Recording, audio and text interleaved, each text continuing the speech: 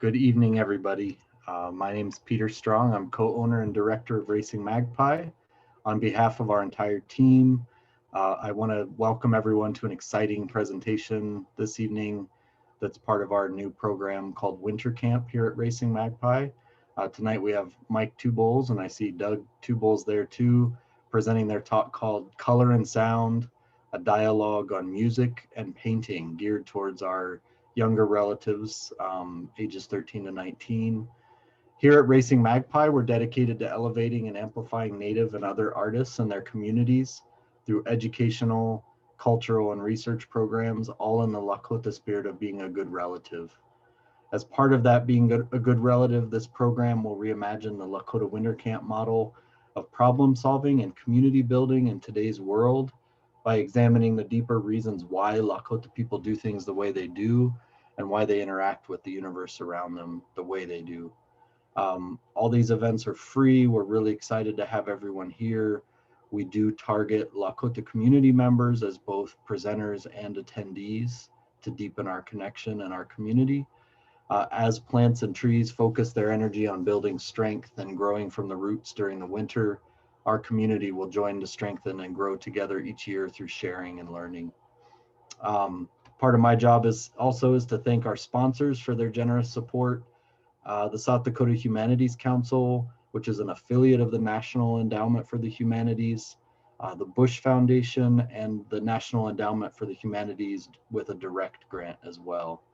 Um, I know we have a small crowd, but sometimes we get asked how Racing Magpie supporters can contribute to our work and to our community.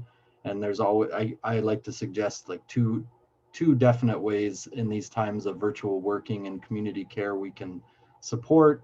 And you can make a donation to our nonprofit partner Magpie Creative, um, through our Facebook page or by mailing in a donation.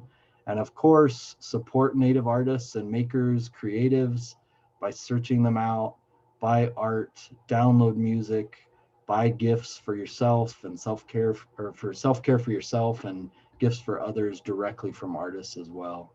So thank you all for being here. Really excited about this one. And with that, I'll hand it over to Gonessa.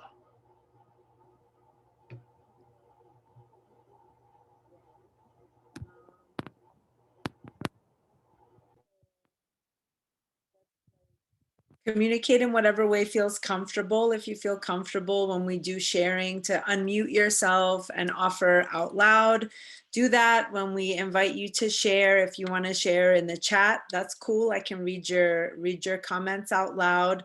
Whatever feels good to you, on camera, off camera, as it feels safe. Take care of yourselves throughout. Obviously, eat, drink, take care of your body in the ways that you need to. We'll do brief introductions. I have a little cute precious bio for Mike that I'll read, even though Mike's going to be doing a lot of communicating and offering of himself and his experience, but I'll read what I have too. Micheal TwoBulls is an Oglala Lakota artist from Rapid City, SD, whose work spans an eclectic array of disciplines and mediums. Mike weaves together elements of photography, drawing, painting, printmaking, songwriting, and other creative disciplines to create multi-layered compositions that invite his audiences to question and explore. I'm super excited that Mike was able to be with us tonight and is able to spend this time with us. I've been lucky enough to witness Mike's work in community, and it's been wonderful. And I love to see Mike especially engaging with young people. So it's really nice to share this space with you all. I'm gonna drop an order of intros into the chat. The order that I have, I'm inviting Doug to introduce himself too, because he's kind of hanging out in the space and he might be offering loosely. So the order is Luta, Doug, Beth, and Mike. And introduce yourself by offering your name, your pronouns as you feel good or safe offering, your community, and what are your favorite ways to create. I'll model since I haven't properly introduced myself yet. I'm Golneso. I use they, she pronouns. I I'm an Iranian here in occupied Ocheti Shakoin territory. I live in the settlement of Rapid City. My community is my family and chosen kin and comrades. My favorite ways to create are typically connected to writing. I'm gonna pass it to dear Luta. Okay, let's see. Okay, I'm turning on my camera to talk. Okay, hello. My name's Luta Keegan. My pronouns are she, her. Let's see. What was all the things I needed to say? Your community and your favorite ways to create. Okay, my community is Ogallala Lakota, and I feel very safe, and this is how I identify. I guess you could say I'm also a part of the Irish community, but I haven't had as much experience, so I just say Ogallala Lakota. And my favorite ways to create is to bead. I love to bead. I bead hats, I bead earrings.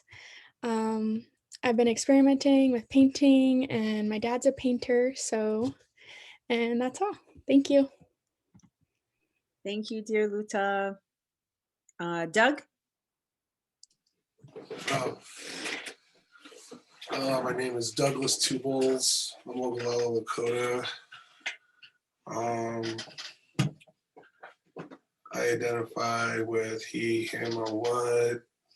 I'm a songwriter and painter, part-time. Yeah. Thanks, Doug. I think Beth like either lost connection or dipped, which is okay. Mike? Hello, Mike TwoBulls, he, him. Community is here in Mini Luzaha and also Retro Table. And favorite ways to create are both, you know, like printmaking and making music.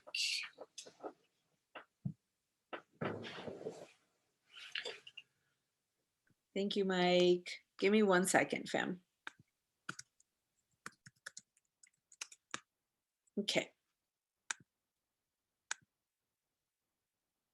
Okay, so the first question, Luta, if you just want to unmute, if you want to stay off camera, it's cool, whatever feels best to you. But if you want to stay on camera, since it's just us, like that feels cozy and good too. So the first question, and I'll drop it in the chat. I offered us time to like write a little bit and think about things. But again, I think because we're having just like intimate conversation, we could just kind of roll with it and just chat with each other. So the question that I'd like us to consider is, from who and where do you learn the ways that you create? We could take like a minute to kind of think about it and jot some thoughts down.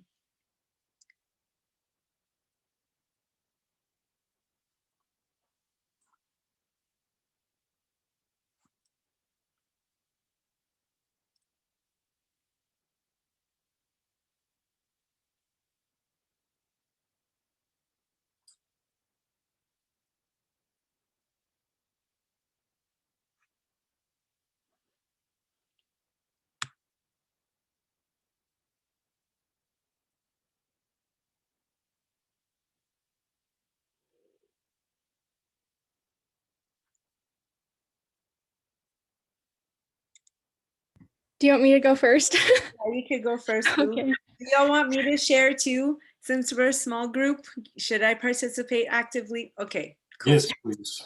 Okay. Okay, so from who and where do you learn the ways?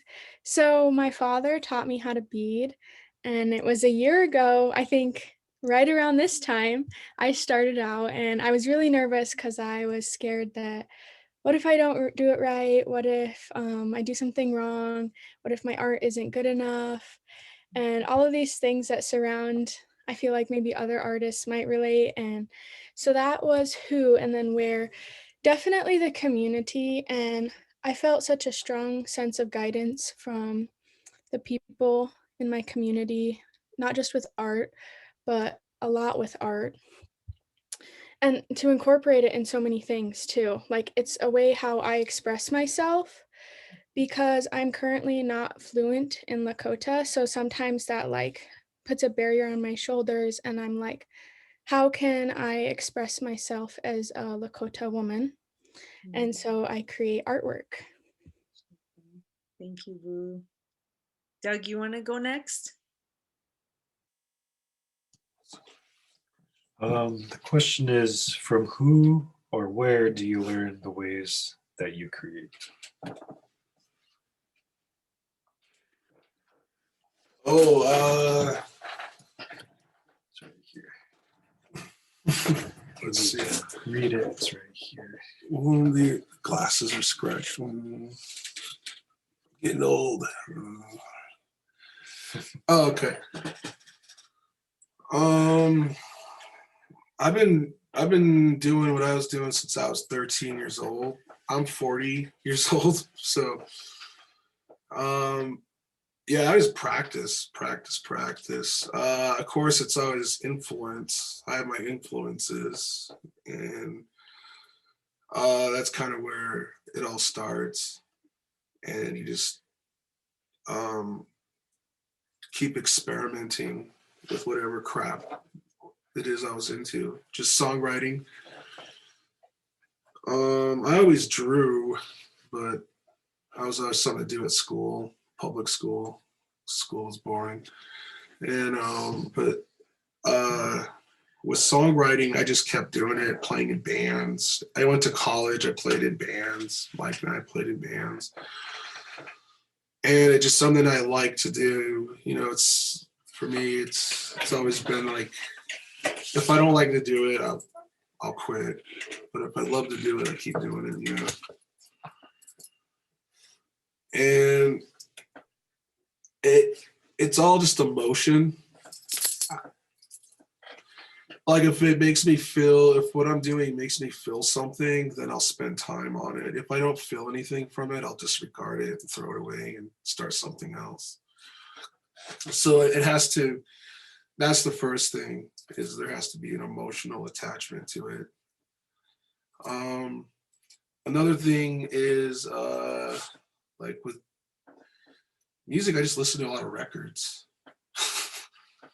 I mean, that was since I was a kid. I grew up listening to music, and I still do to this day. So, I mean, is that, and what else? Where do you learn the ways that you create? Well, probably my mom. Again, she got me into music.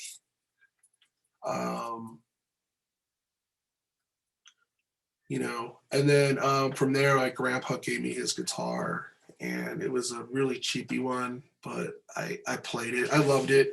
I played it till it fell apart. Yeah. Cool. How about you? Yeah. My turn. Yeah. You can go last, Mike. I can go next. I feel like, I mean, I offered writing in the introduction and like have forgotten that I had exposure to like poetry classes and creative writing classes, like since I was a young person, but that's always something that I did just for like, as release also, right? When I was feeling big feelings, even as a little person, I used writing as that outlet. And then I did have like a lot of exposure to music growing up too, and playing piano and playing in the band and being like a theater nerd and doing like musical theater and stuff. So I'm finding myself like eager to return to like play. There's a piano in the house and I haven't touched it for I don't know how long, you know, so feeling excited. Maybe it's the pandemic that's making me want to like relearn and revisit things at this point. And I think like mostly that all of that was encouraged by my mom, and I'm really grateful. Similar to Luta's experience, right? Like my mom and Doug's, my mom was the one who always encouraged. She didn't teach me directly, but she encouraged it and allowed for it to happen. I'll kick it over to Mike. Yeah, thanks for sharing, everyone. my Doug and I, we grew up in the same household. We're cousins, first cousins. So like we had very similar experiences, I think, with creating. We're fortunate because I think our family really encouraged us to create both musically and like visually. So I mean that I think without that, without family, I think it would have been more difficult. And through my years of doing workshops and just having peers, going to art school, having peers and learning their experiences growing up, like like I think that was when I felt grateful for that kind of support from family. Unfortunately, the school system, I think, was a little harsh on creativity, but I think that's a question we have later. I mean, during my day or Doug and I's day, going to public school in Rapid City was a little tough. So yeah, again, I feel, yeah, it was all really family. That was very encouraging. Thanks, Mike. Can we talk about that now for like the rest of us, and then Mike, like speak to it a little bit more? Like, what's the relationship for you? I'll drop it in the chat too, if any, between school and creativity. And this ties heavy into the panel that Luta was on last month too, where we talked a lot about education. We could take a minute to think about it, or if you're ready, Luta, whenever you're ready, jump in. So I never really, up until recently, discovered how I was going to be creative. And I've told you guys this, but the school, it did play a part in that. I did become, ashamed or embarrassed to have brown skin or brown hair, brown eyes, because that's not what was considered, pretty. But I'm discovering now that that doesn't matter, and especially not to me. Especially like, and Golnessa, you know this, especially moving to different schools, I've discovered this huge community who's super supporting. And already I'm into my new classes now, 2 weeks in, and I love them so much. Especially, well, my last class, you guys don't know this, but Golnessa and Peter do. I had a teacher who incorporated Indigenous knowledge into STEM, and I absolutely loved that. And being able to be proud to be Indigenous in a school setting is so important, and to not be ashamed. So, and that does tie in with creativity, like expressing your artwork, whether that be like creating a mural at school, or selling your beadwork to your schoolmates, your classmates, and then them supporting you. I have more to say, but like, in the sense, since it's just us, I feel like more comfortable than last time. I'm not so sweaty. Definitely growing up, I think it was hard for me to discover creativity in school, being an Indigenous person. But now that I'm growing older, and I want to provide that to my children if I have any, to be proud, and it's okay to show it off at school sometimes, or, you can wear your beaded earrings, or you can wear your hair in braids. You don't have to just be a girl to have long hair and all of these things. So I guess that kind of goes around with it, I don't know. I'm nervous again. I'm really grateful, Luta, for like what you're sharing, because it's making me think about like so many of my own experiences in ways that I haven't really thought about for a long time. So I'm grateful that you're sharing from a place of vulnerability. It's really valuable. It's not for naught, right? I'm gonna pass it to Doug, and I'll speak to it more from my own experience after.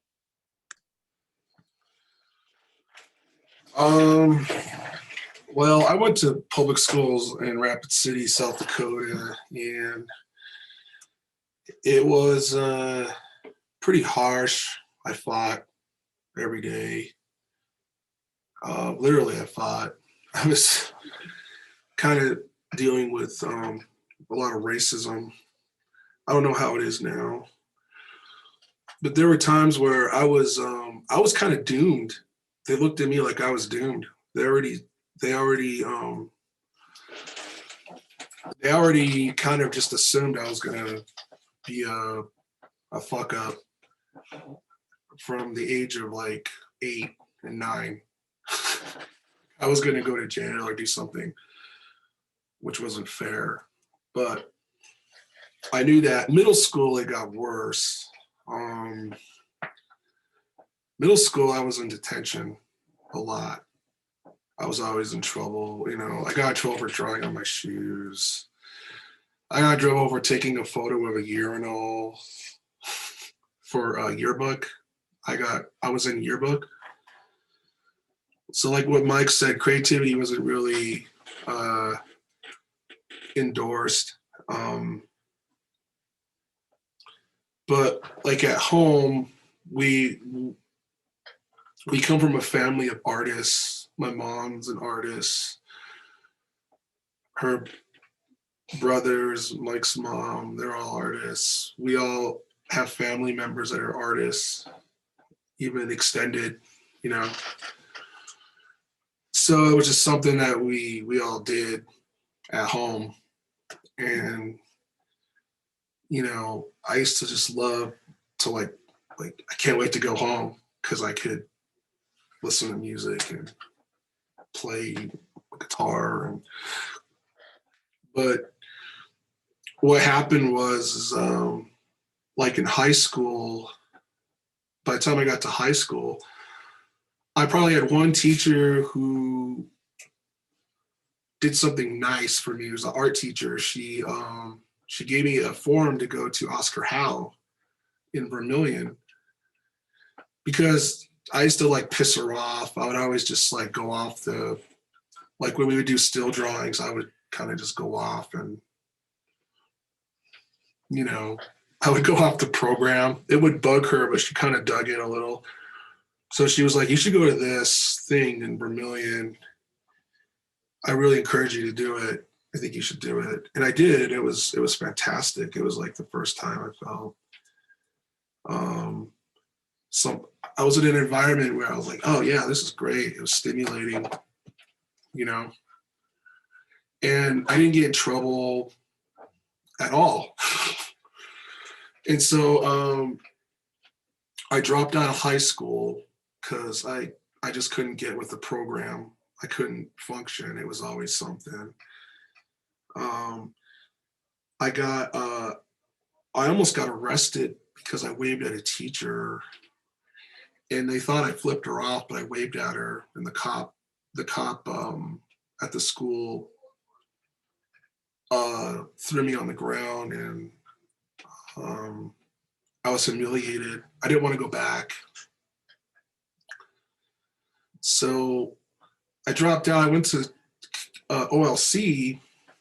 OLC is a great, you know, great for the Native community, I think. And so I dropped out. I got my GED right away because I had another cool person. She was a principal at the alternative school. I had probably 2 people I could probably think of, 2 educators. And this lady that was the principal at the alternative school, I forget her name. I feel really bad about that. But she sat me down and she's like, look, you're going to be 20 years old by the time you graduate.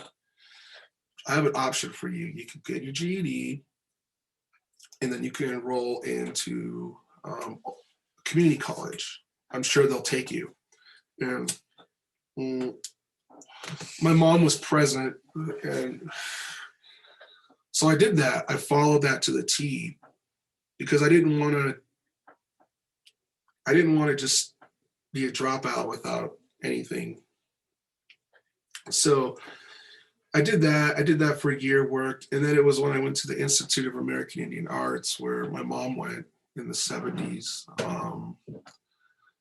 That's where Mike and I went to school there. Mike went a semester later, but I went there. And that's where I was like, okay, this is where I really kind of came into my own. And I went there for creative writing.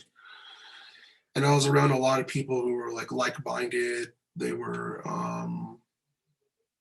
there was room for experimenting. You know, even though I was in writing, I got to like do photography. I got to collaborate with other people, artists like Mike and friends of ours. It was fun. I had a great time. And the whole thing too about it too was like, you know, college is like either you come or you don't, and all they ask for you is just to pay attention, you know. Whereas high school, it's like, oh, public school, it's always something with me. I was always like staring out the window. I'd get in trouble, you know, it was always something like that. But I'd say college was probably like the best. Just art school. I loved art school. And that's kind of where we are today with our studios and all that. We learned all that from going to the institute or going to that art school. I mean, I'm sure all the art schools are great, but for me, I'm working on being articulate. So.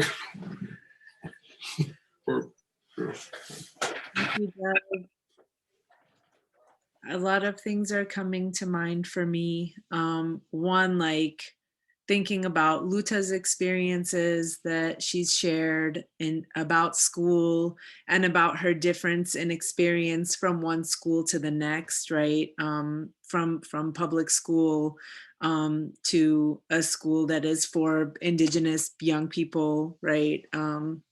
Where she can feel seen and held and heard and encouraged. And then I think often, because Mike and I have had these conversations too, but I think a lot about like, because I was a teacher in the public school system here for 2 years.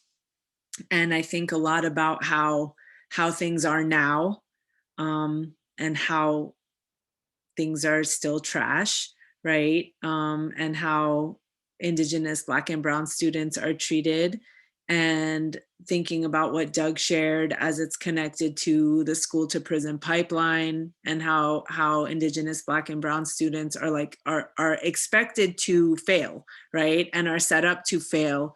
And Doug saying like, it just wasn't working. It's meant to not work, right? That's intentional. It's meant to not work. It's meant to like further marginalize and harm people. And then just imagining how it is now and thinking about what it was like when all three of us were in high school 20 years ago.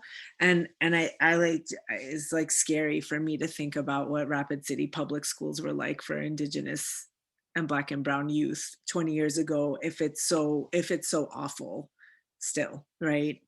And then reflecting on what dear Luta offered about, right, being brown and femme and feeling bad in our own bodies. And of course, my experience is very different than yours, Luta, because I'm like an Iranian brown femme, always felt foreign, right? Like I always felt foreign, like when I looked at the very wealthy white girls that I went to school with, pined for whiteness, like wanted to look like them, wanted to be like them, and didn't have really understandings about racialized dynamics. Because 20 years ago, like in Northern Virginia, in like a multicultural area that I grew up in, like we were not having those conversations, right? So I didn't even understand it in racialized terms. I just felt inferior all the time. And those creative outlets that I mentioned, like band, like theater, like opportunities to write and perform, were really the only times in high school that I felt like seen and heard and valuable, right? Like I felt like, oh, like I'm a person too, which is strange because I was performing, and there's something there too. There's something weird there also, I think, for me. And then again, like reflecting on my own experiences, and then thinking about Luta's experience as an Indigenous, brown, beautiful femme, right? And what that must feel like to experience that on homelands, and how that's just a very different kind of violence. And it sucks. And I'm really grateful that you're not experiencing that in your schooling opportunity now. Kick it over to Mike. Unless Luta, you wanted to say something. Were you about to unmute? Just thank you for offering that. Much love. Love you, BB. Take it away, Mike. Yeah, thanks for sharing, everyone. Yeah, Doug and I think Doug touched on a lot of things that we both experienced. We went to the same schools. I think Doug was a few grades ahead of I was. So like, I know one particular, with creativity in public school here, I'm sure it's everywhere. I mean, like we all know this, that, I mean, they're not, schools not there, public schools are not put in place to like really hold creativity or, like especially in our society. But in that mindset, in that mind frame as a young person, like you don't know those things. That's all you really know every day to day. And like you kind of hear things from your parents. Like I heard countless stories from my uncles and my aunt and my mother, about like growing up in this city as well. And like every day was a day-to-day like battle, like with other students and with teachers, authority figures. So like, of course, like there's a lot of students, I think early on, like myself, who didn't really rebel yet because they wanted, like I wanted to minimize myself as much as possible in the classroom or something, because I didn't want to like be seen or heard, because I knew there would be such a backlash or, possible backlash. And like, like assuming like, oh, this person is brown and poor and, all those bad stereotypes. And that, that's how you're treated. And like, I know that there were like safe spaces, like late Dolores Holy Eagle, who worked with Title IX and Indian Ed at the time. Like she was a huge supporter. Like I knew that, there was like maybe a few Native students that were there at the school at the time that we would go to her in like grade school, right?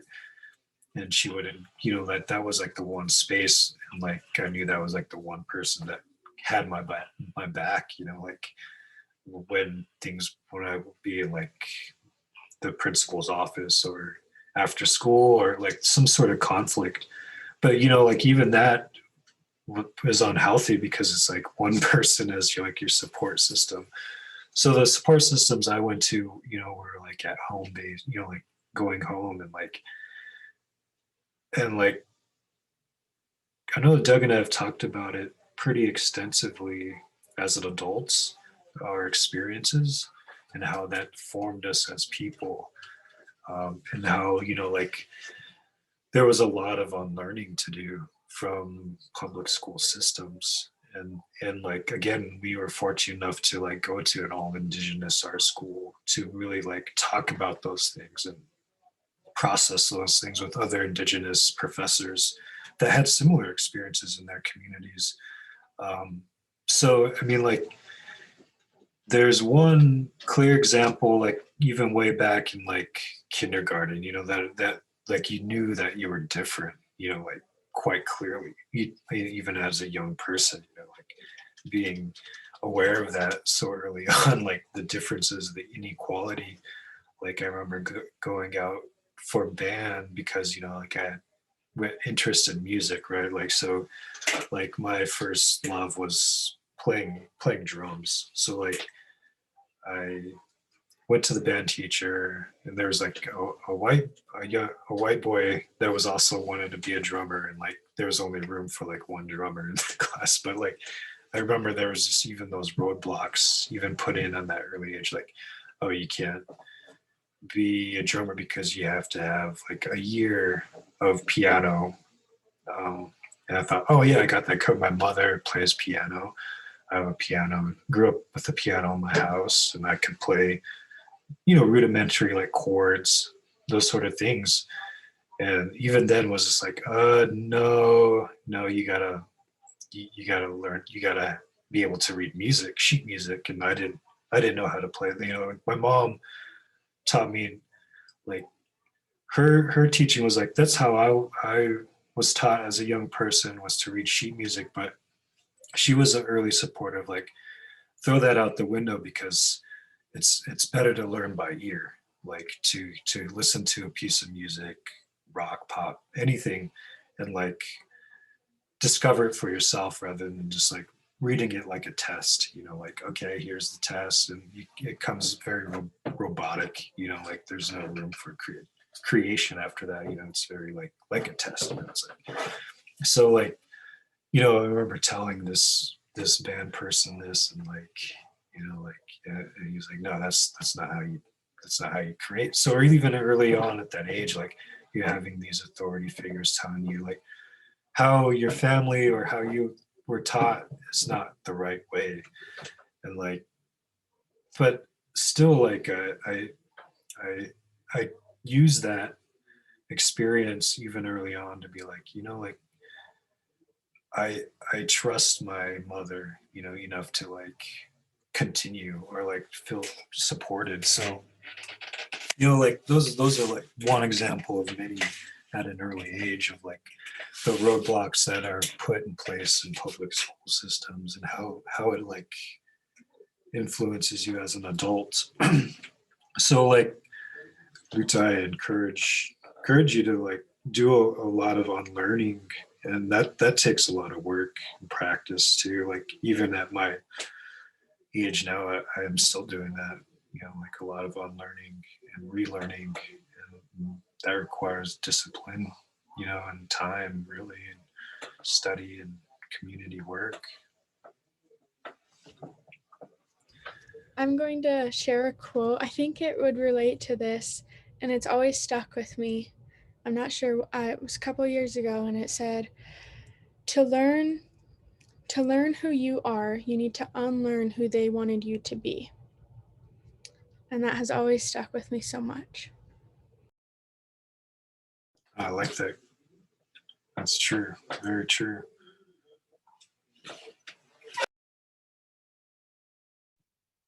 Dang. Thanks, y'all. This feels like it's been really interesting, like throughout the like course of winter camp, how the conversations have really naturally, like in an organic way, it wasn't planned, right, have built on each other. And Luta, you know, because you've participated in so many of the winter camp sessions, but like just like continuing to build and build and deepen and deepen and deepen the conversation. And I know that that was Mary and Peter's intention with winter camp too. That feels good.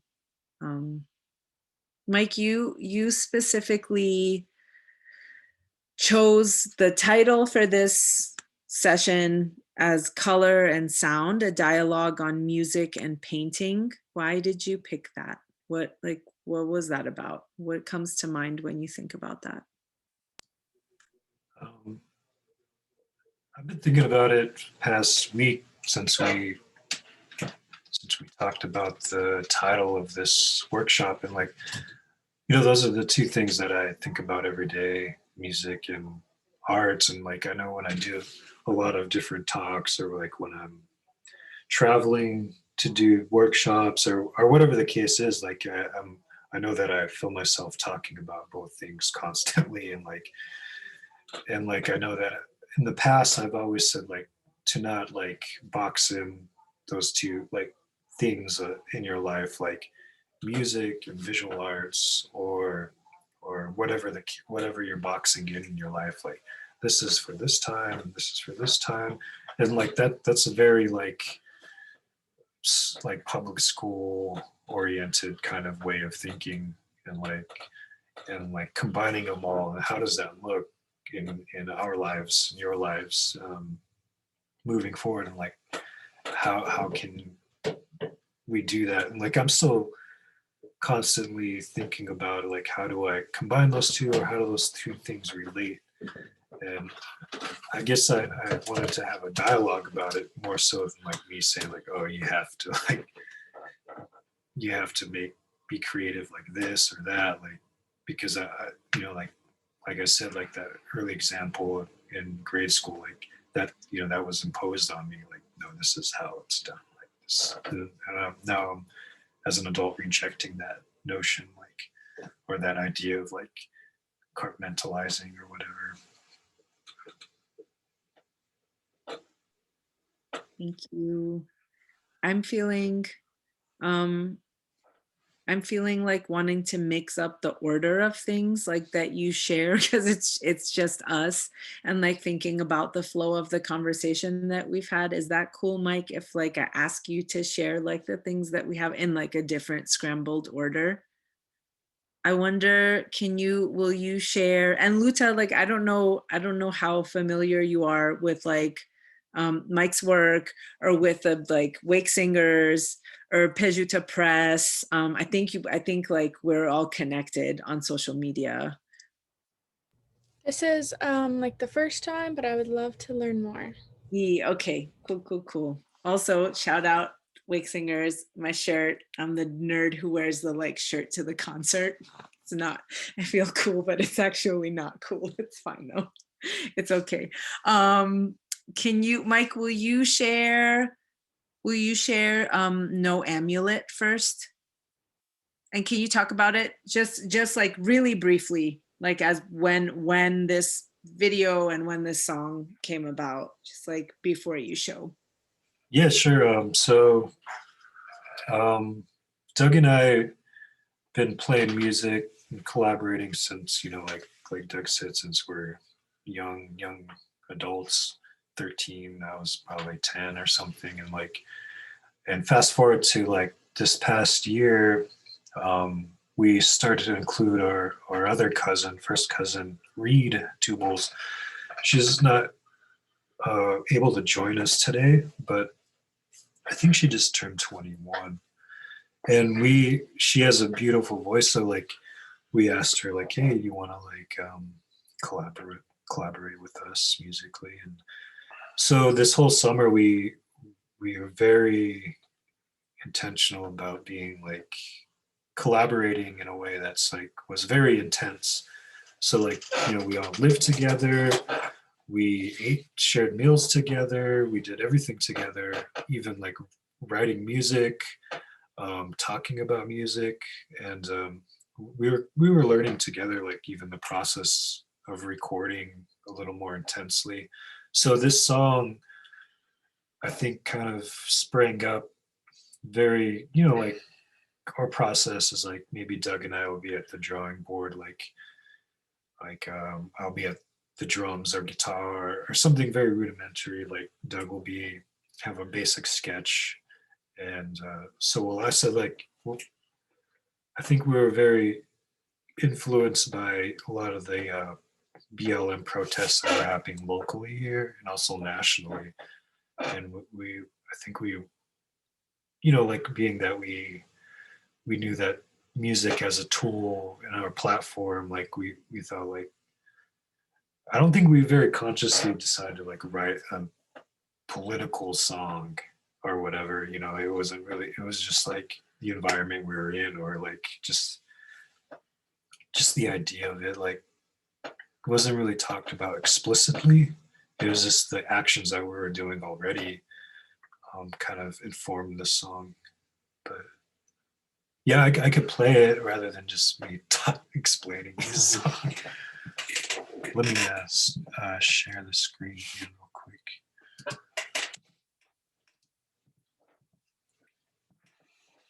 Y'all see the screen?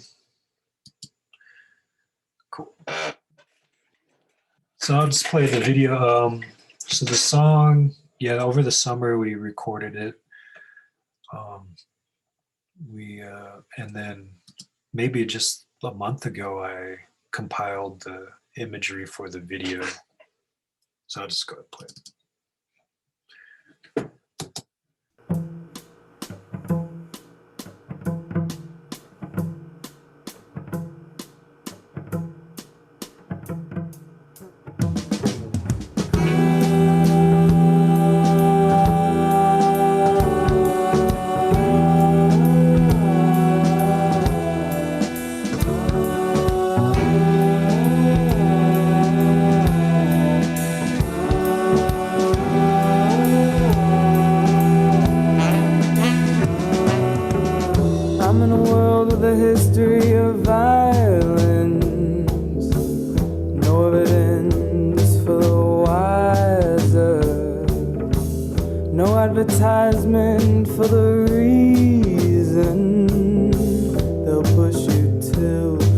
your souls on fire.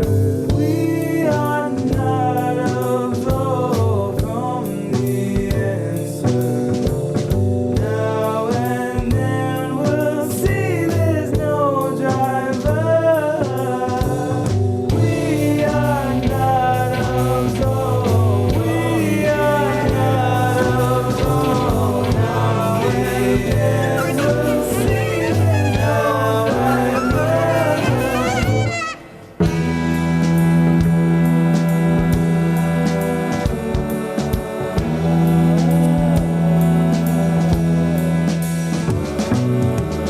I'm in a world inked with sorrow.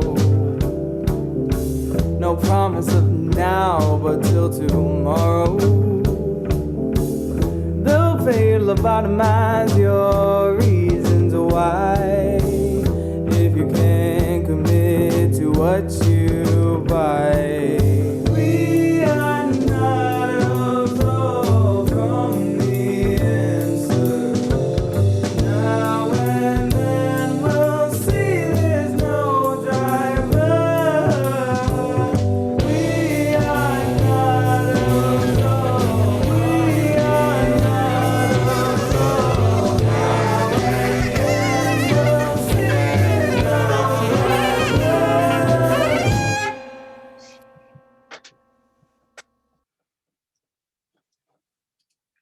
Yes, that was that's called No Amulet for Violence.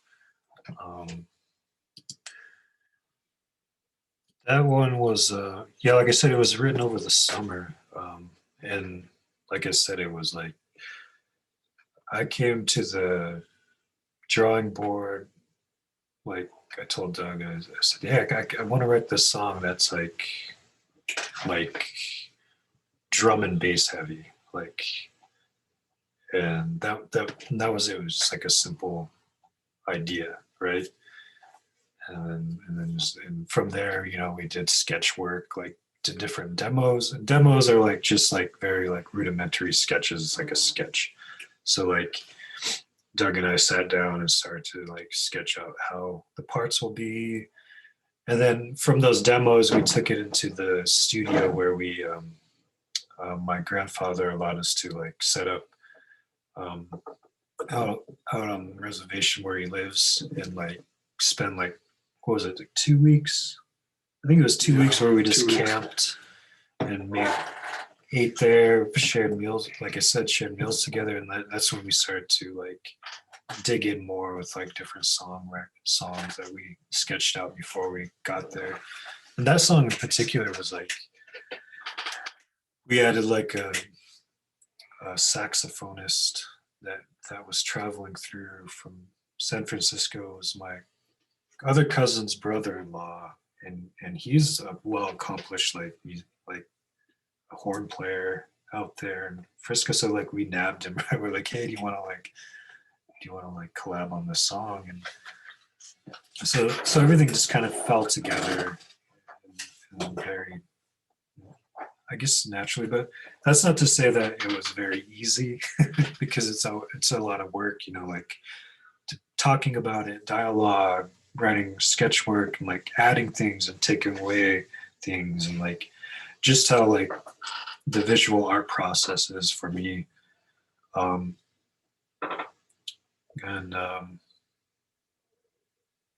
Yeah, I don't know. I invite Luta and Golnessa if y'all want to comment on it or anything, like questions. Or I think we had a question, maybe. I don't know. Luta just expressed that she loves it. Can you show Mike? Bibi Luta, did you want to say something?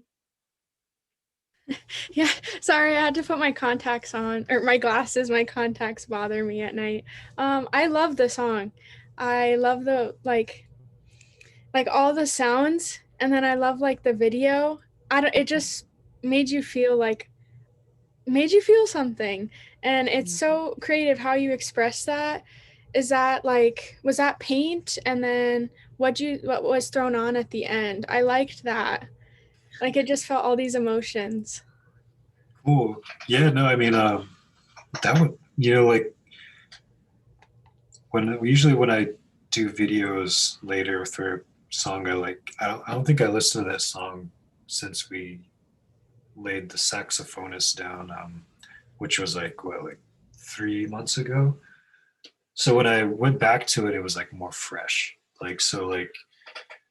Um, I had this simple. There's this artist that I really love. And he was a videographer, a filmmaker in the '60s, and he made like these wild videos, like similar. They were more stop motion.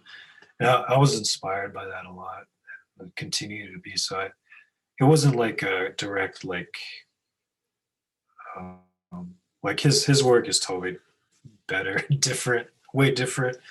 So it was just like an inspiration from his work. So like I decided just to like add all these visual elements in like a program called Final Cut, and like that allows you to like add imagery. And then that's the second part is when I actually drew on it with like oil sticks, and like at the end threw coffee on it.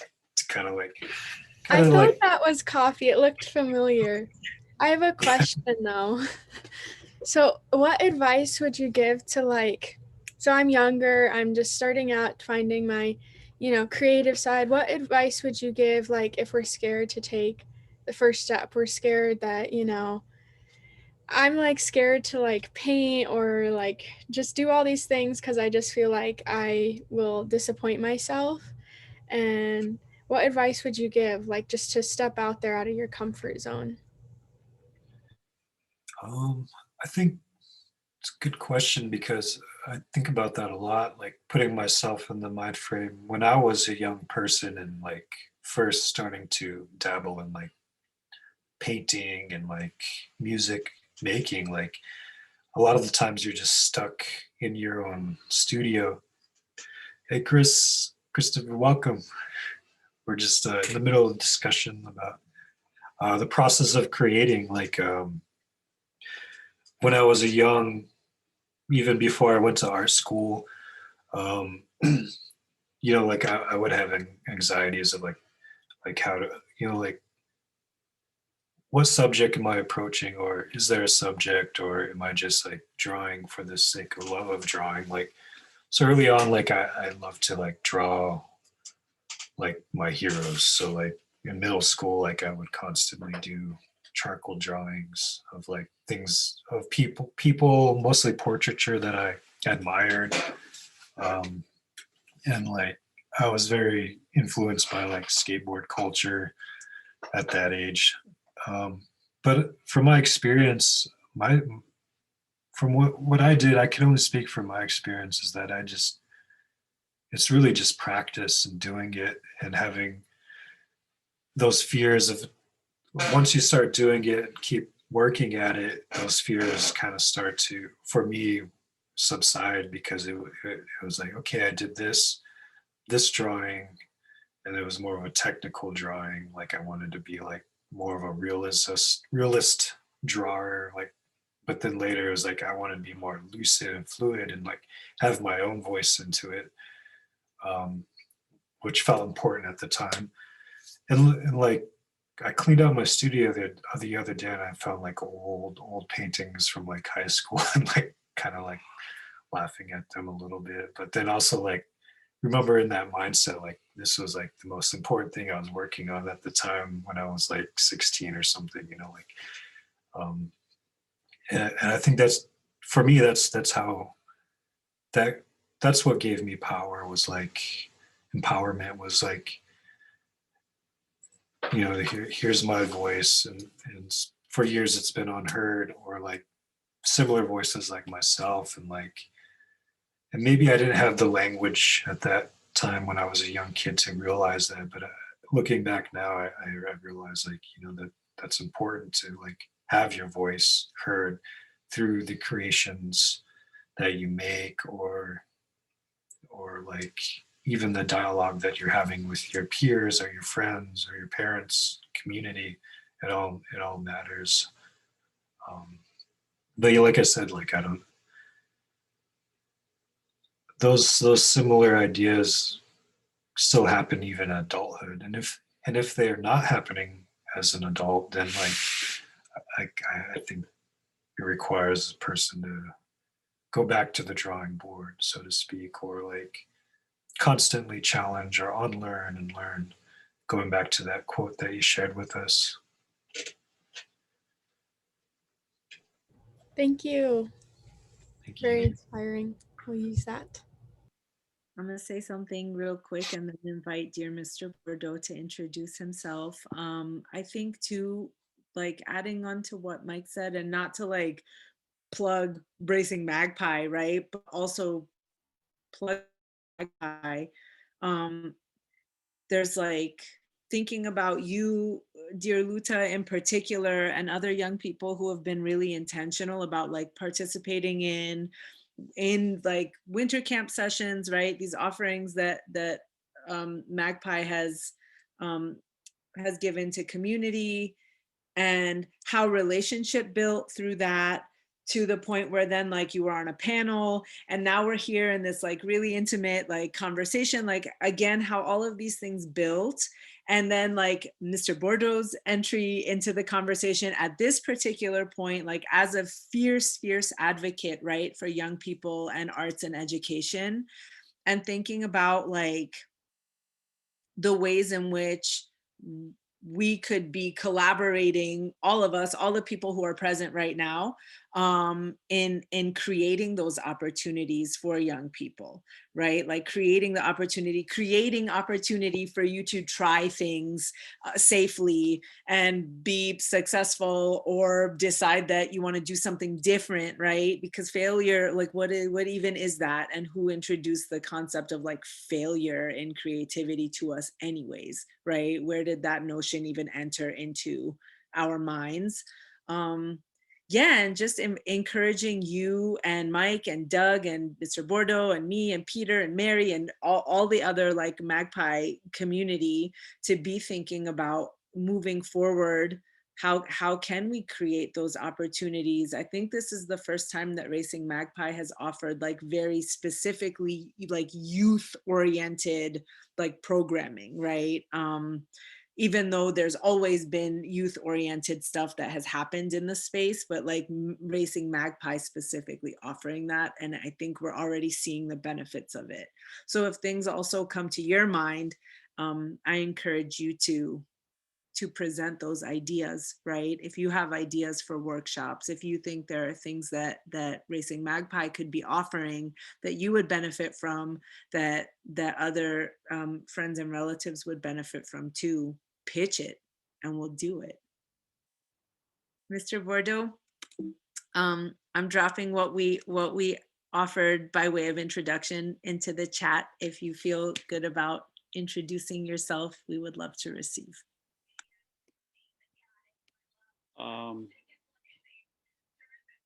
Christopher Bordeaux. In the art world, I go by Galen LaRush. The best native photographer in the world. And I always try to tell people that they always talk about pronouns, and I always say that one guy, but just he. I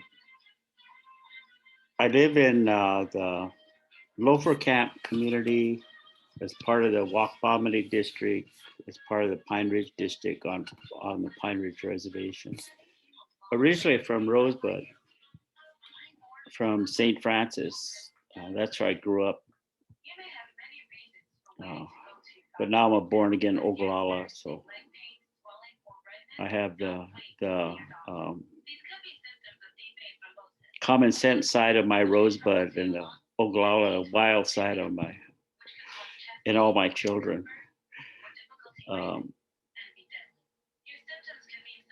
Mike, right now, my favorite ways to create is photography.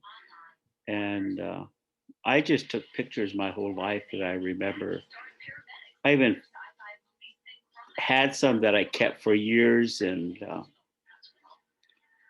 I mean, it was, an age ago, probably when you're when your parents were young. I remember Polaroid cameras when they first came out, and remember Hot Wheels. And I staged a Hot Wheel flying off like taking a jump. And I used a Polaroid camera and took a picture of it as it jumped. And I kept that picture with me for forever. And I don't know what happened to it. It probably just faded away. I used to, well, I still do. I like to draw. I like to do ledger art, and taking a lot of art classes, drawing classes when I was in college.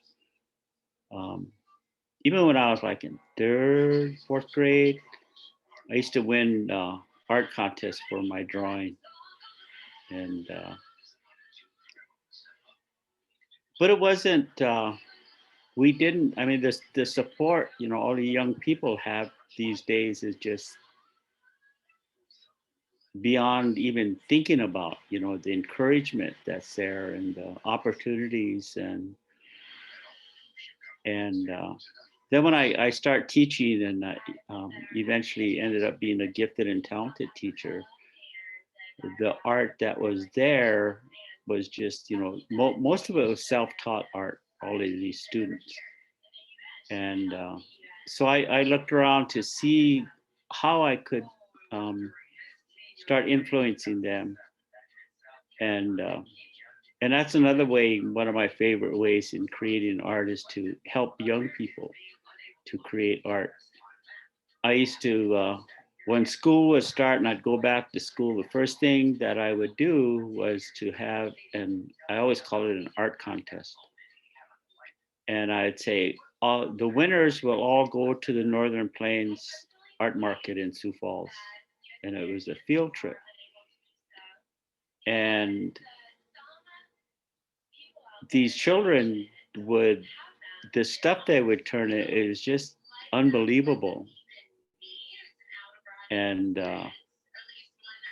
but the way I ran the contest, it wasn't a contest. It was everybody that turned in a piece of art, I would declare them a winner and give them a certificate, and then I'd take them to Sioux Falls for a weekend. And they would be able to interact with all the native artists in those days. A lot of them are still around. Don Montlow and Roger Brower and Paul Zabel and those Espinosas from Oglala. And what those young people found was there was a lot of their relatives that were there. A lot of one of them came back and he said, "My auntie's over there. I didn't know she did this stuff."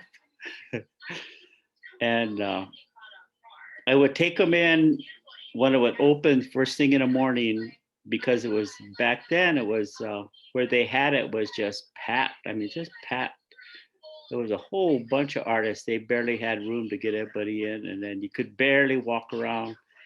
I'd take them in there for about maybe a half hour, and just to give them that feel of how much interest there was.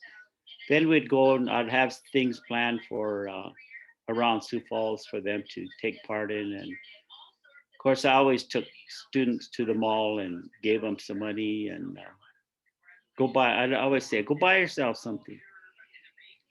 And I'd say, bring the receipt back, because we have to verify, you know, that we spent this money. And when they would come back, they would show me all the stuff that they bought. And almost all of it was for their moms and their dads and their siblings. I bought my little sister this necklace. She really likes necklaces. And, you know, I bought my dad this, you know, screwdriver, and he's always complaining about losing his screwdriver, you know, things like that. And every field trip I took students on, the administration would say, you got to write lesson plans. So I'd write lesson plans and, you know, but never follow them. And you take students and you just let them be there. You know, I used to take students over to Little Bighorn, you know, when they'd have those Little Bighorn days, take them over there. We'd go up to Medicine Wheel. Every summer, we'd go up in the Black Hills. Even down to third grade, it would take them maybe 2 nights, because it's tough for those third and fourth graders always act, you know, they're always crying for their moms. And then the older ones, we'd spend probably 5 days up in the hills and hike up Harney Peak and or Blackout Peak and Peshla and Bear Butte. And then the older ones that's the 7th and 8th grade, would go to Little Bighorn, and when they'd have all the festivities there. And then we'd go up in a Medicine Wheel, and there's a KOA up there, and we always took teepees and set up teepees, and we'd camp up there a couple nights and go up to the Medicine Wheel. And it was, you know, middle of July, end of July, and it was like 40 degrees, and it was snowing,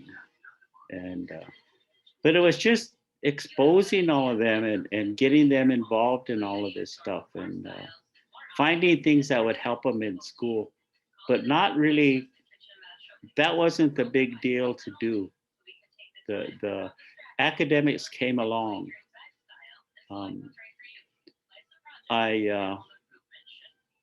When I was just as recently, when I was at Porcupine School, they had set up this thing with her name's Carrie McCarthy. She was a psychologist here at the hospital, and I think she's back out in California. But she had done work on art therapy about how the brain handles trauma. And what they found out, her and her friend, who is a researcher, scientist, they found out that when children go through trauma, their right brain, anybody, your right brain, your creative side handles the trauma, because your logical side can't handle trauma, and it just shuts down. And your creative side takes it over, and that synapses between your brain, it shuts that off. So it's just your creative side that is handling the trauma. So a lot of them, you know, any little thing sets us off. And a lot of them have hard home lives. So when they come back to school on Monday and they try to teach them, that their creative side is still functioning. So that's why they want to play around and do all of this stuff, and their logical side is shut down. So what they developed art therapy was real simple art. On Monday morning, everybody would do it for 20 minutes to a half hour, and it would engage your creative side, and that synapses would open up.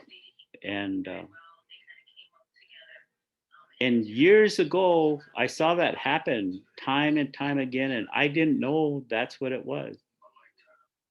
I always like to tell a story about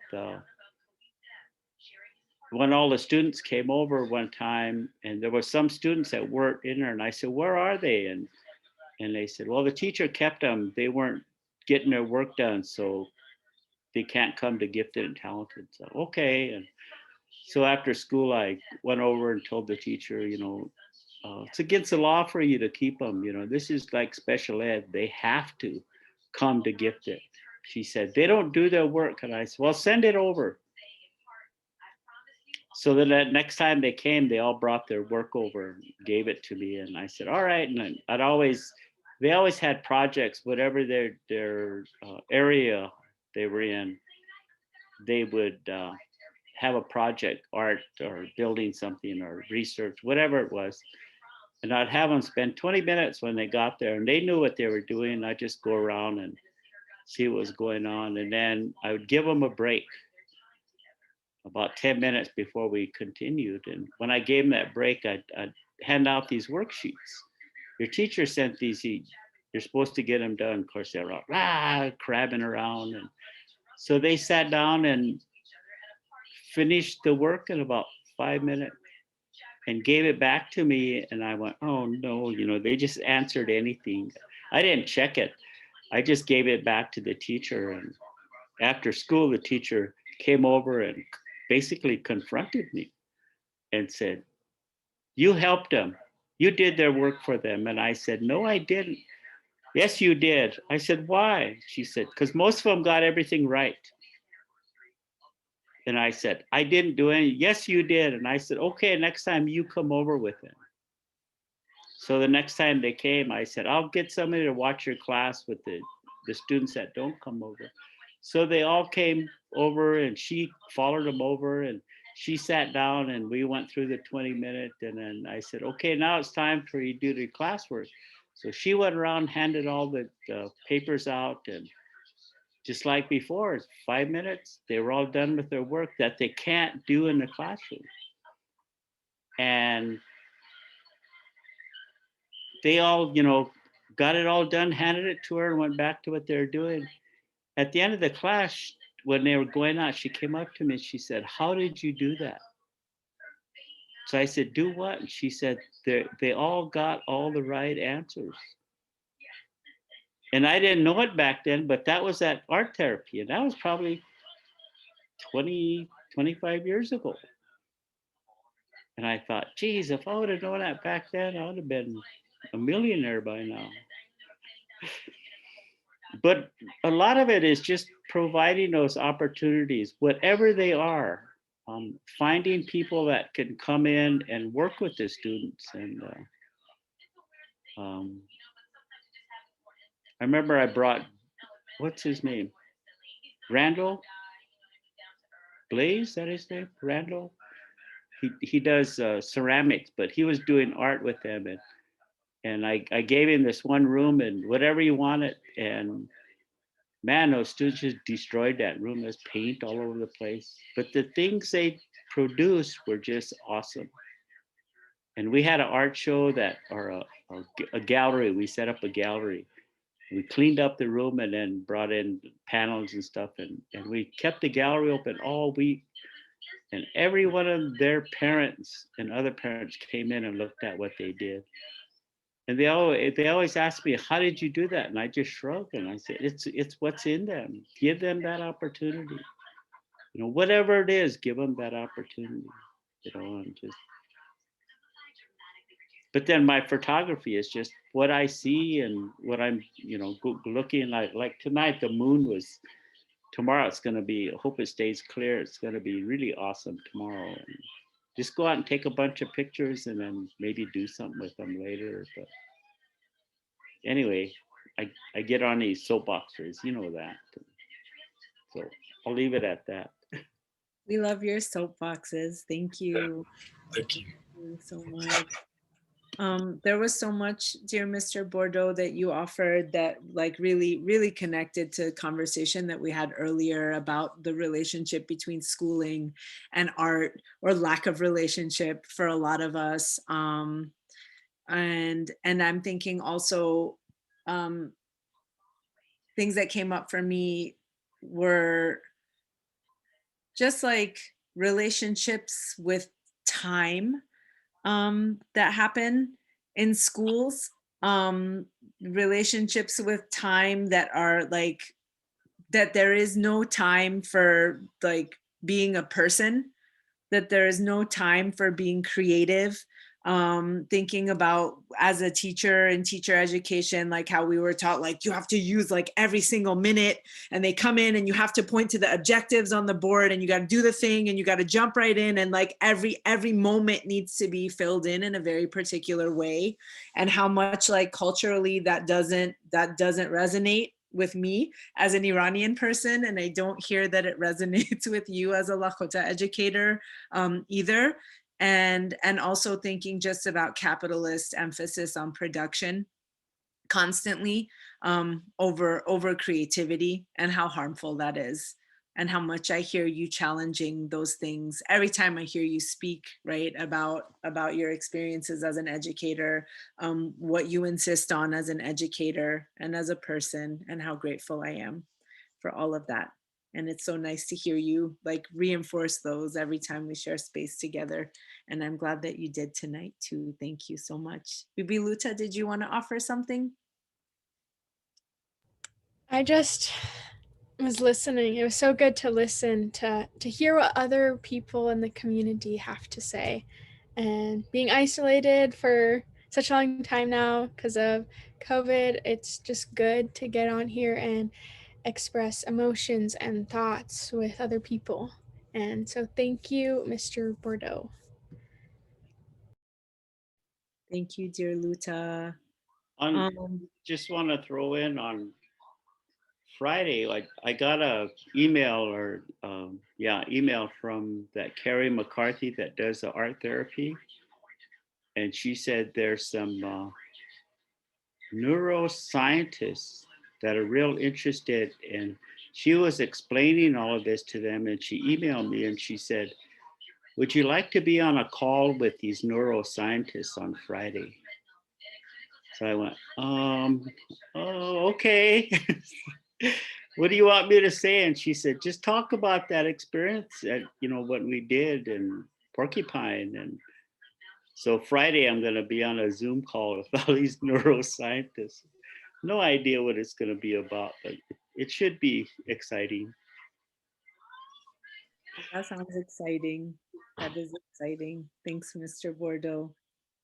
Mike, we're good on time, but we've also had like very intense and intimate conversations, so we don't need to go like all the way to 7:30 as planned. But I would like you to continue sharing your work so we can make connections between what we're talking about and your work.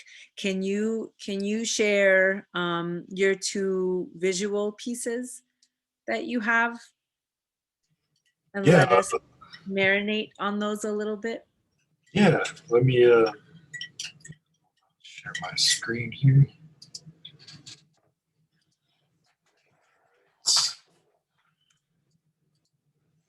the 2 pieces that I picked,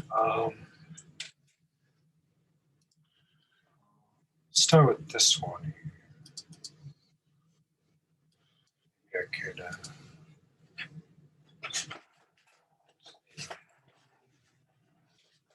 here. That's how it works. No. Anyway, y'all can see this a little bit. We can see it. What if you hit the green, just the expand, will it go full screen? There we go. Cool. Thanks. This piece, this is kind of a large piece, like on a wood panel. It's titled Historical Document. I worked on it, I think it was 3 or 4 years ago now. I was invited to be at a Vermilion USD during the summer, during the Oscar Howe Summer Art Institute, and they invited me to be there for a whole month just to work on a body of work. So I decided to focus on this body of work series. So there's a few other pieces that are also with this series. Sorry, and this one here, I think the size is what, like 40 by 20 something. It's sizable. But the material I wanted to tackle is very like not only personal but also like dear and like difficult to talk about and to even approach. So I decided to take this famous photograph and put it into a silk screen. And I don't know if y'all can see, but this is like a pile of buffalo skulls. Some of you might be familiar with the history around that. So the U.S. government, we were at war with the U.S. government, a lot of the northern tribes. And the wars the U.S. government had just come out of the Civil War, and a lot of their tactics they applied to our people. Like, for example, during the Civil War, I believe it was Sherman who was tactical about like cutting off like the lifeline of like the South, which meant for them like destroying railroads and like means of production, war production. And he took that idea and applied it to the Lakota wars. Like, what's their lifeline? So obviously our lifeline was the bison. As we all know, we get everything from the bison at that time, like food, tools, shelter, art, everything came from the bison. So at the time when I was studying a little more deeply, I can't remember the poet at the time talked about traveling out west. So during that time, the West expansion, there was railroads that would go through, and like people would migrate to settle out northwest coast, I believe, on their way. They call it the Oregon Trail. So when she wrote about it, she wrote about looking out into, which is our landscape, what we see now. She looked out into the prairie, and in the middle of the summer, she said that it looked like it had just snowed. But on closer inspection, it was actually just miles and miles of just buffalo bones, skulls. It was just so like such an extinction that it looked like it had snowed. And I tried to like picture that and what that would have been like, just the trauma of seeing that, the loss of life, the loss of like future. So using that image, a lot of those things kind of bring up to my mind. So I explored that a little more, like painting the egg into it, like this rebirth of something new. Of course, Western Christianity uses the egg as like a form of like rebirth of like, but I wanted to reappropriate it, take that symbol and reappropriate this thing coming, using the power lines. And of course, Mickey Mouse representing this idea of expansion, this culture of expansion and capitalism, like taking resources that are used by indigenous peoples and exploiting it in ways that are like very violent, like so I wanted to give the bison personalities, like these are like like us, like we're all related, they're all our relation, like. So that's kind of exploring ideas. So like when I was working on this piece, I was invited to do these workshops, and with the Rolling Res, which is a bus that goes to communities and works on different projects. And so I brought this piece with me, and I was actually painting with a lot of the community members. A lot of them were young folks.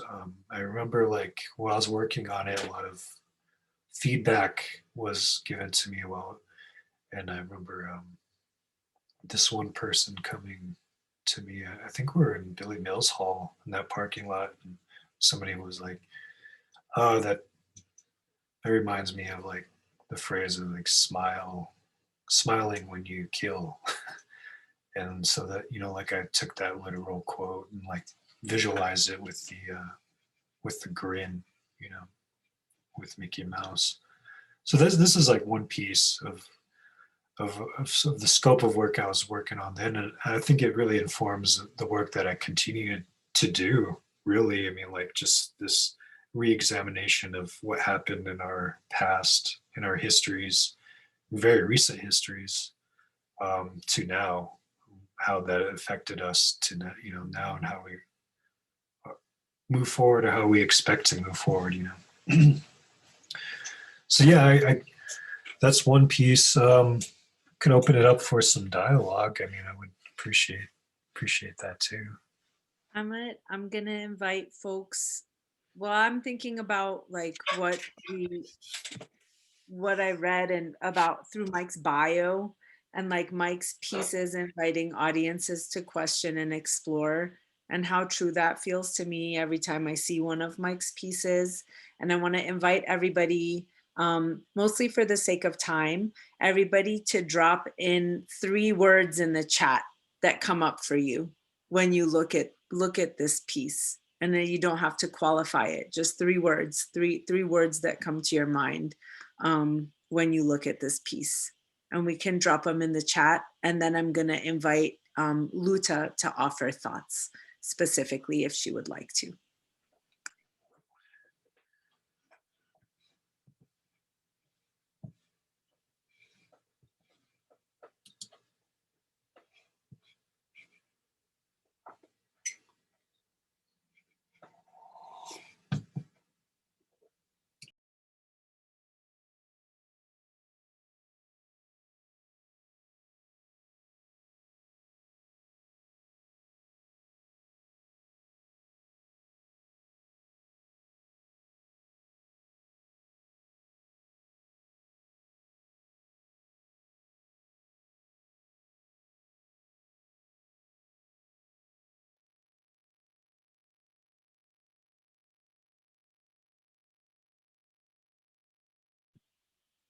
Mr. Bordeaux offers humor, anger, and more anger.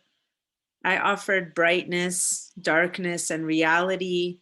Dear Luta, would you like to read yours and offer additional thoughts if you want to? So I chose the 3 words: resilience, betrayal, and truth. So when I use resilience a lot, that word, just because I feel like just living, like even today, it's a symbol of me being resilient and being vulnerable again sometimes when I'm going through a hard time, whether that be, racism or these prejudice, views upon Indigenous peoples. I think about how my ancestors would be proud of the community that we have and how we are there for each other, and that it means a lot. So when I see this, and it hurts, that picture with all the buffalo, it hurts your heart. And it's always, ever since I was a little tiny girl, it's hurt. And I asked, why would you do that? How could you do that? How could you be so evil to do that?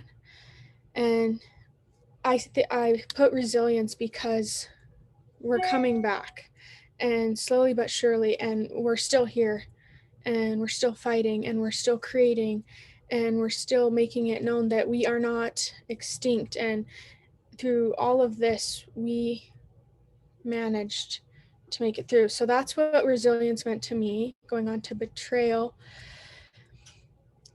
would be how the bison, the Tatanka, how I think they must have felt,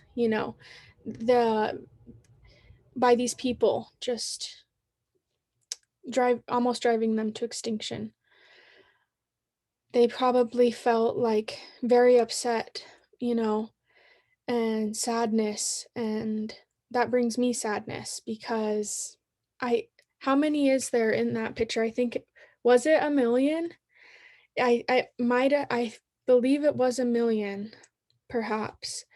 And then truth. This is the truth. And so for so long we've heard like the white perspective of history, like, oh, these things happen, move on. Oh, it's in the past. We have to do this now. You can't be angry, you can't be sad, you can't have feelings. You have to just be quiet and be okay. And that's not true. This is truth. This right here is truth. And I'm so glad that you created this piece, and I really, really love it because it offers so much. It's just, it offers so much. And that's really all I have to say because I'm getting tongue tied. But I really do love your work.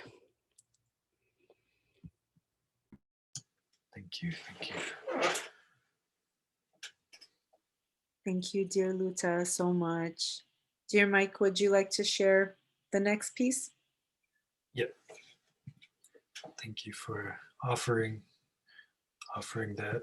I know that a lot of my pieces, my wish is to start a dialogue with the viewer or the audience, and like not to like say this is what it has to be or has to say. You know, like I want to invite the viewer to like talk about it or think about it. You know, and to me, that's what it's really what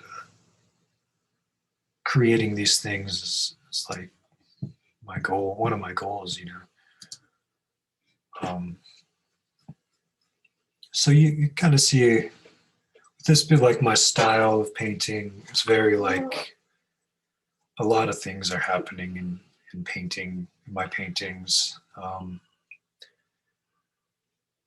And they're not minimal by any degree. I mean, like, I know that I challenge myself technically and visually to like be more minimal, to embrace it more, but I just have a hard time doing that because it's like when you talk about a subject, you know, our minds are like not just a linear thought. You know, there's all these ideas and emotions that are attached to it that are constantly happening in our thought process. So for me to say like this is what the subject is and this is what you have to think about when you do it is bizarre to me, and it's going back to that school of thought, you know, American public school system, like instilled in us that linear thought of just like one compartmentalizing, boxing in these ideas. And this piece here is more, for me, it was interesting because I was invited to participate in the show. It was a group show of Lakota artists to depict a legend, a Lakota legend. It's curated by Dr. Howe, who runs the Cairns Institute. He does a show at least once a year for the past 5 years or so. And this one, he wanted to focus on a Lakota legend of falling star. And maybe some of you are familiar with this legend. I'm sure you all maybe heard it. There's variations of this story. And that's the beauty of like oral histories, in my opinion, is that I think that Western thought is like when you tell a story, it's like written in a book and it's concrete. It's there for you to reread and debate the words that are written.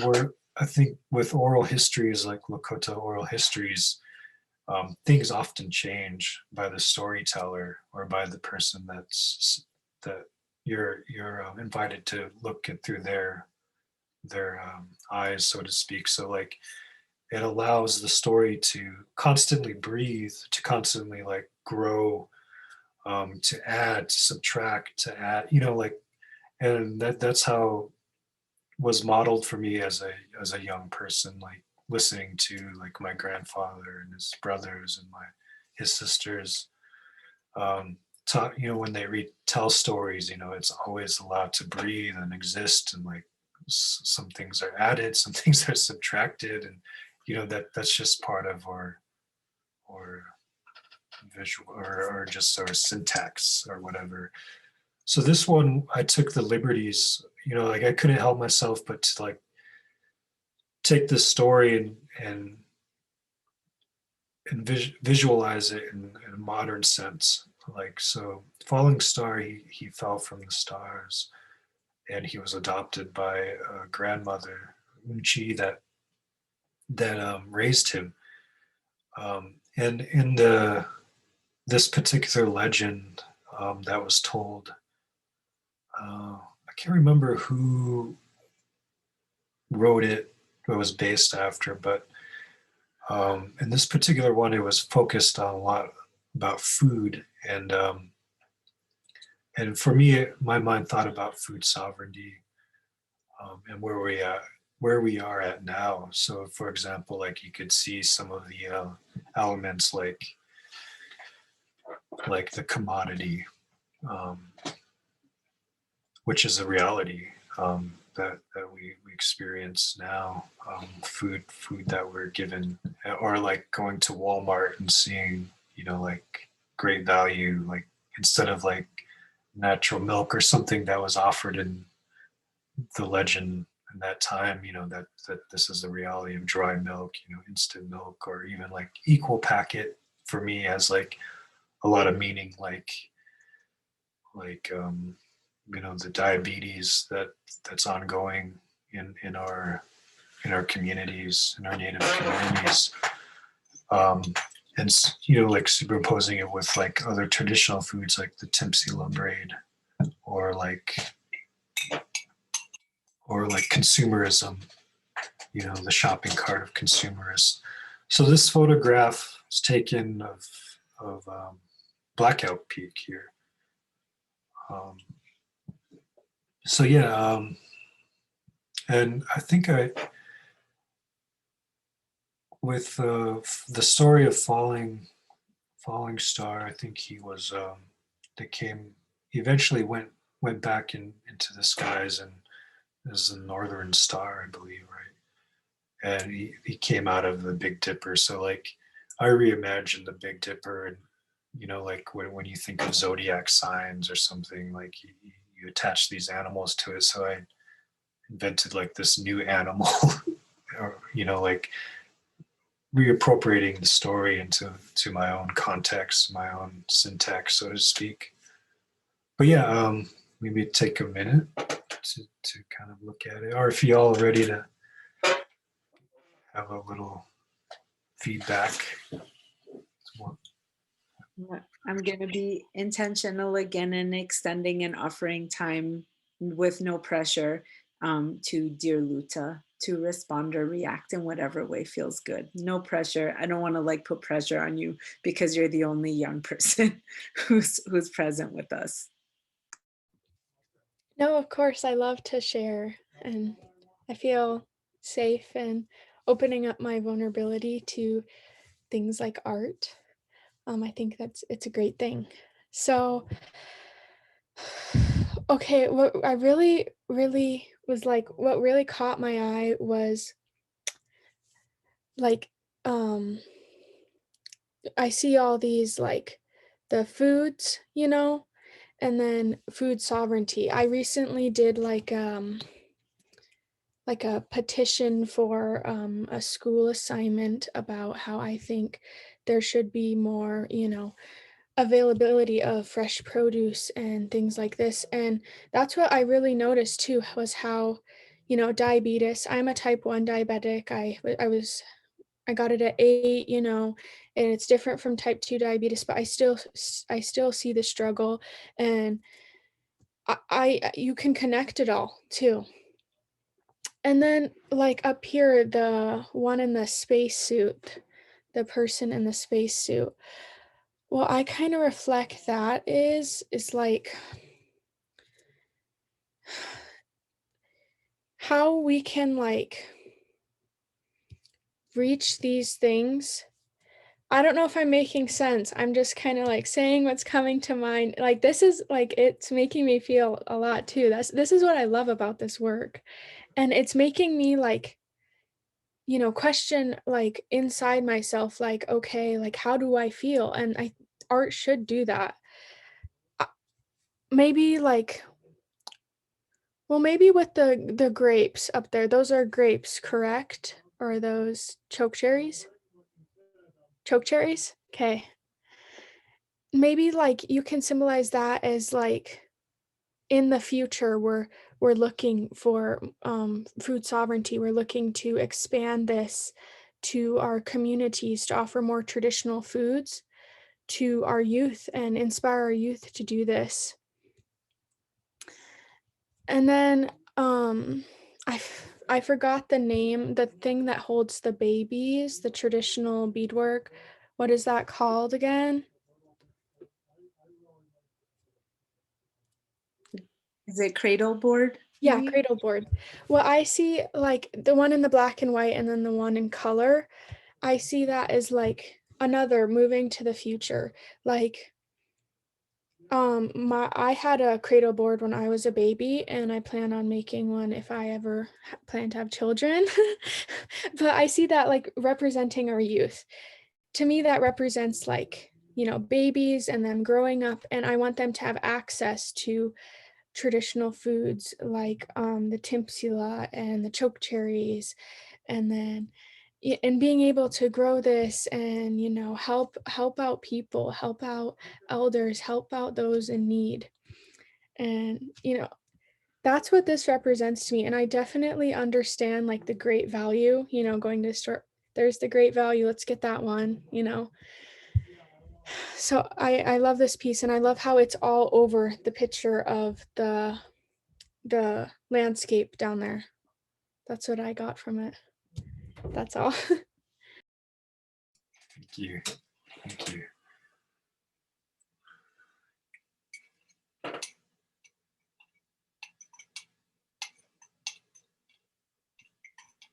I don't know how that made Mike feel, but that was amazing to hear you, dear Luta, and receive that from you. I imagine Mike feels similar.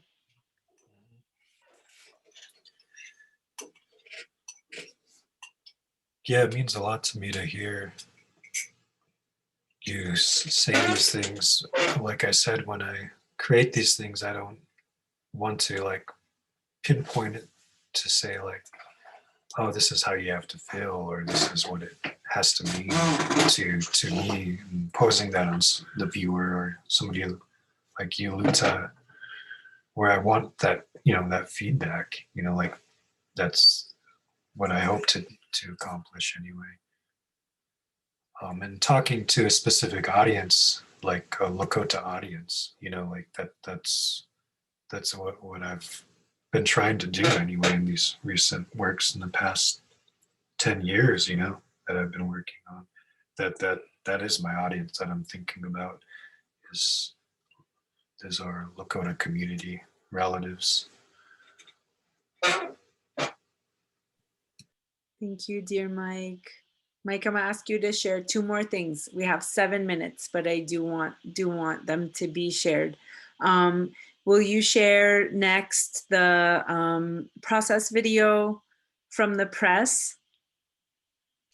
Yeah, I got two videos here, a few here. Will you share the signage one first?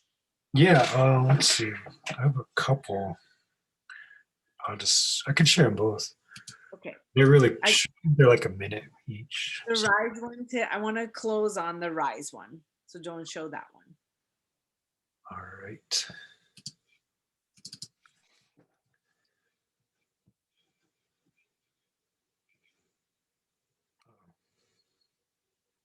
Great.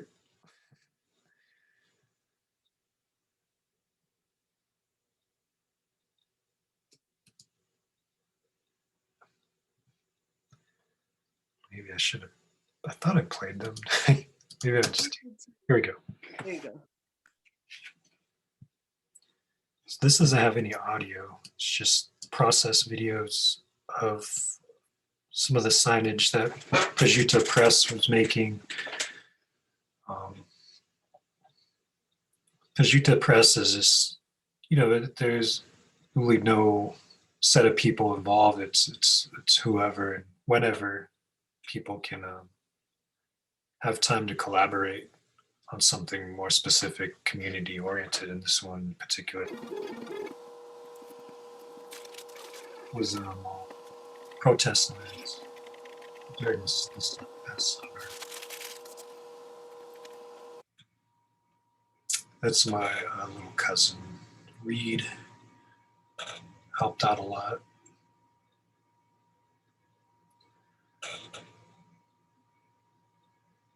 But using our press as like a tool for a community or for actions like this was it's like the goal of it, you know, like,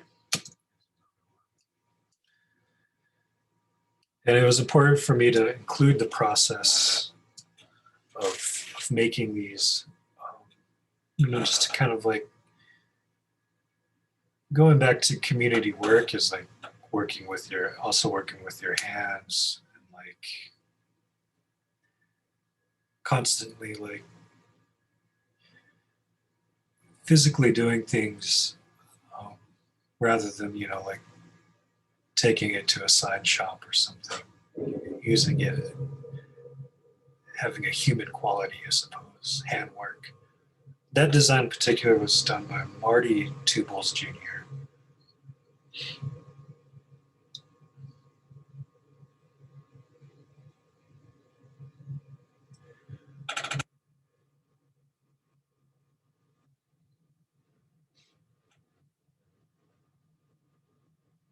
Yeah, very quick process videos, you know, kind of what goes into running some of the press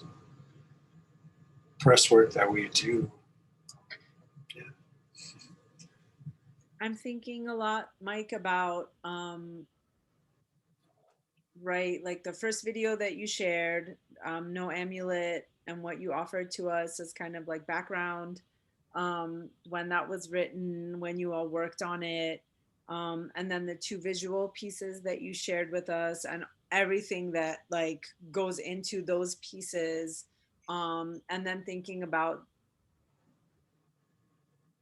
work that the press did, right, specifically around June, July, during really active uprising across the settler United States, and thinking about how for a lot of people, a lot of artists, like there are folks who think that it's possible to separate the political from their work, and then there are people who understand the political to be permeating, right? And the political to be present in everything that we do. And they not just understanding politics as like elections, which is the way that a lot of people understand politics or avoid politics.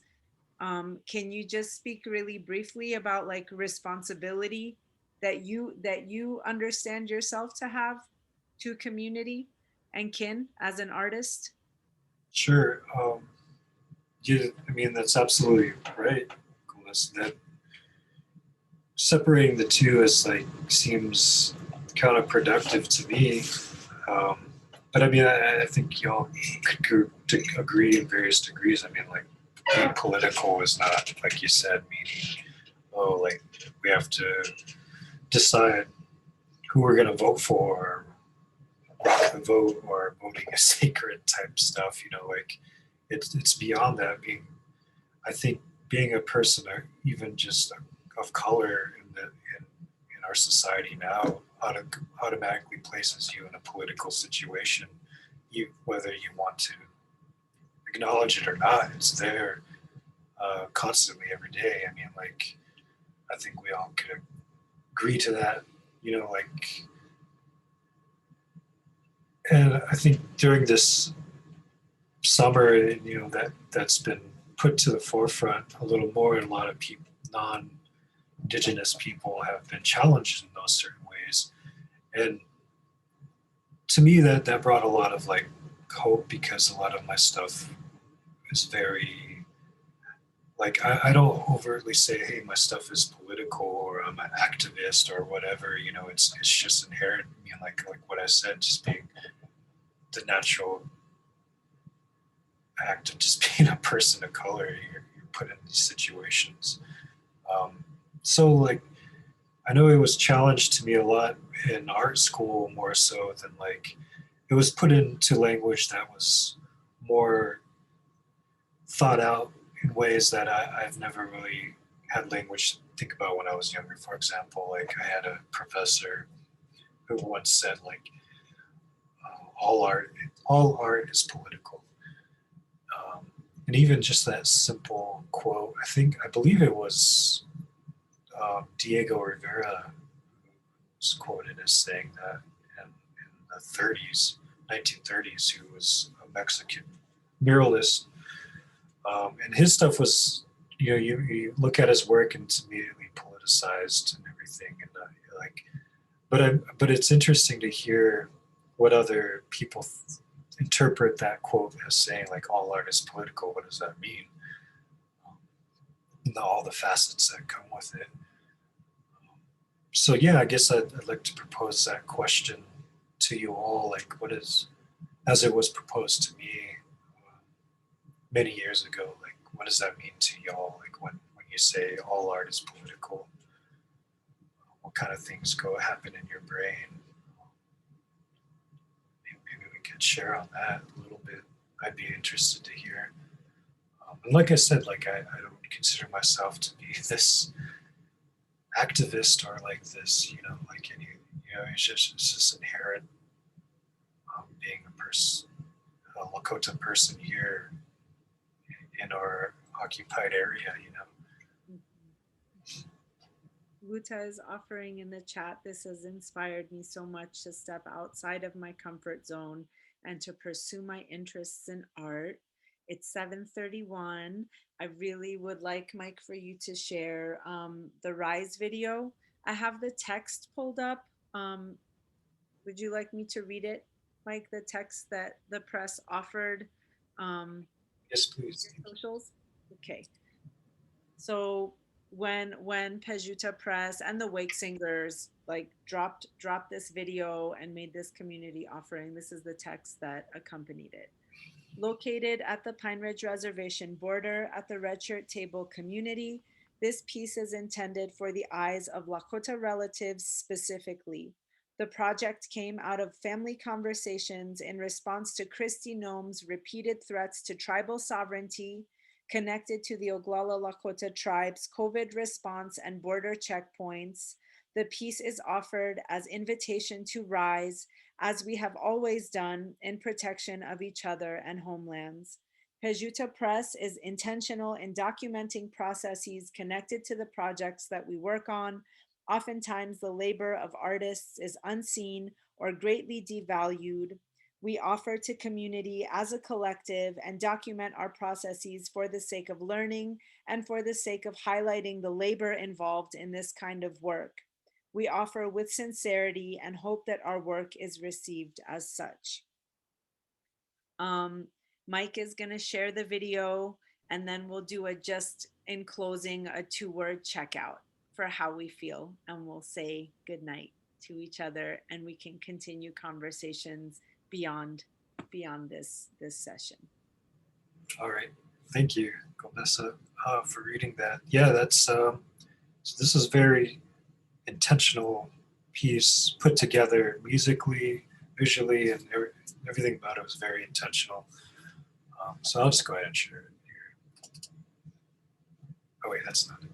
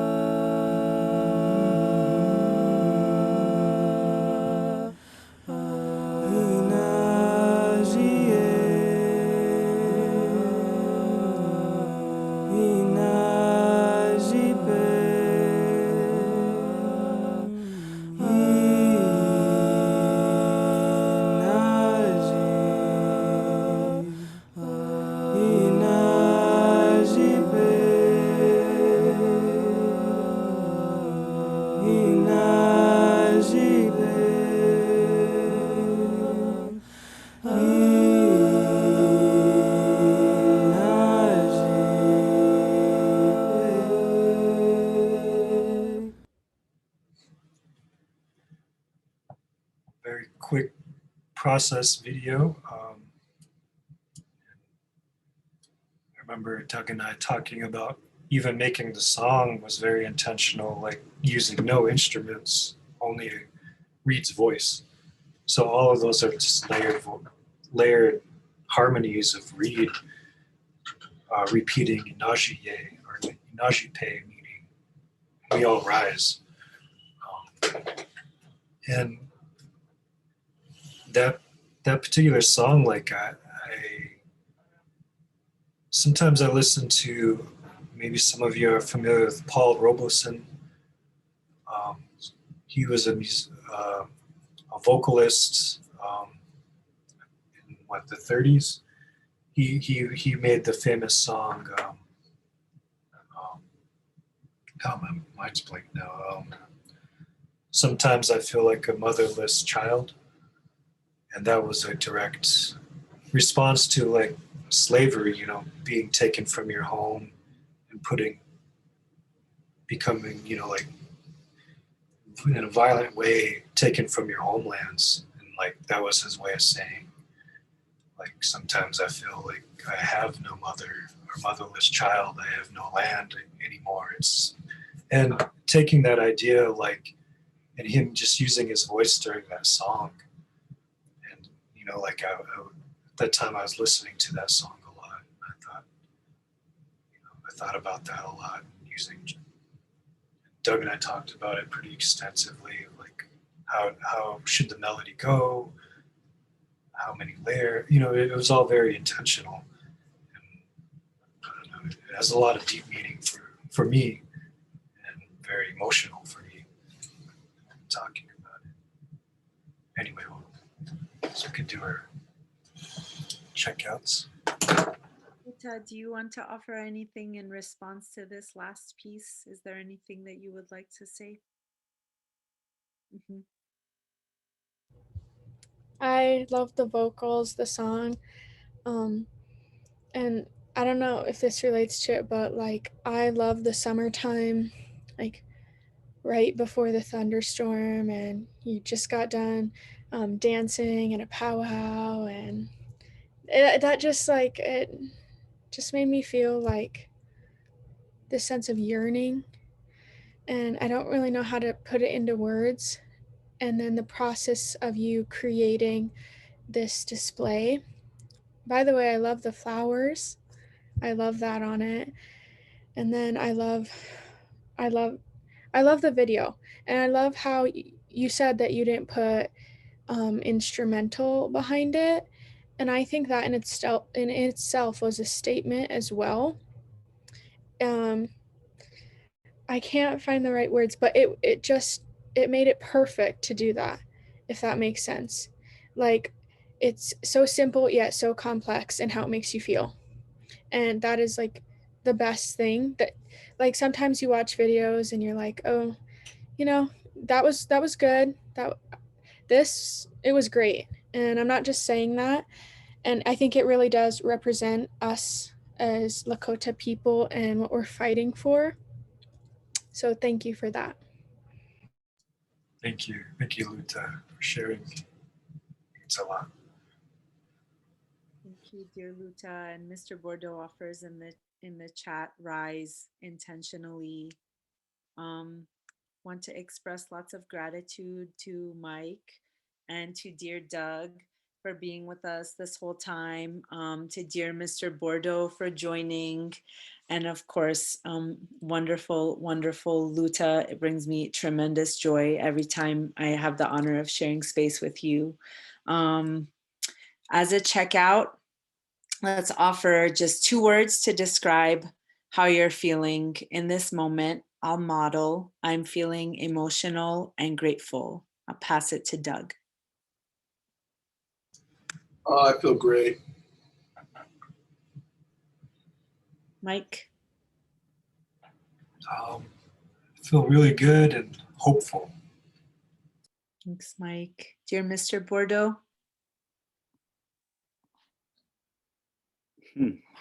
Too many words in my head. I can't put the 2 of them. Just real grateful and feel just real, I think Luta said it best, safe. Thank you, dear Mr. Bordeaux. Last words, dear Luta. Yes, safe. And then I'm just gonna add, I'm gonna say yearning. And I know that like that's just a random like word, but I'm yearning to like learn more, to live more, to express being like Lakota more. So, and safe. Yes, very safe. Thank you, dear Luta. Thank you, everyone. Looking forward to being together again. Love you all. Take care. Shaka Take care. Stay safe. Yoksha. Doksha. Doksha. Okay.